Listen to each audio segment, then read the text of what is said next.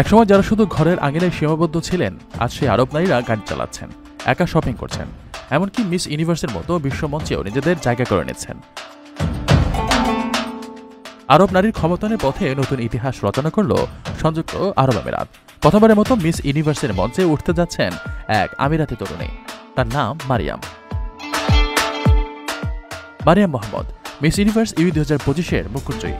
শত শত আবেদনকারীর মধ্য থেকে কঠিন প্রতিযোগিতা পেরিয়ে বিশ্বের সবচেয়ে মর্যাদাপূর্ণ মঞ্চে নিজের দেশকে প্রতিনিধিত্ব করতে যাচ্ছেন তিনি। আগামী মাসে থাইল্যান্ডে অনুষ্ঠিত হবে মিস ইউনিভার্স 2025 প্রতিযোগিতা। সিডনি বিশ্ববিদ্যালয় থেকে অর্থনীতিতে স্নাতক ডিগ্রি নেওয়ার পর মারিয়াম এখন দুবাইয়ের এসমোট ফ্যাশন ইনস্টিটিউটে ফ্যাশন ডিজাইনে পড়াশোনা করছেন।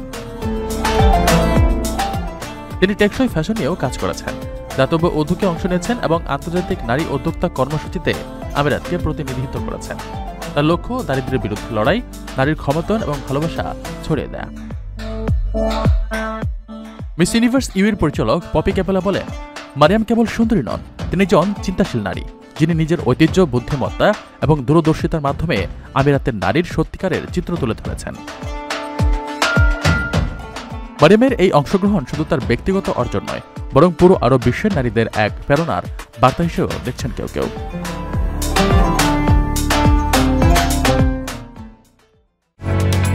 ওমানের সেরা রেট দিচ্ছে বাংলাদেশি প্রতিষ্ঠান গালফ এক্সচেঞ্জ।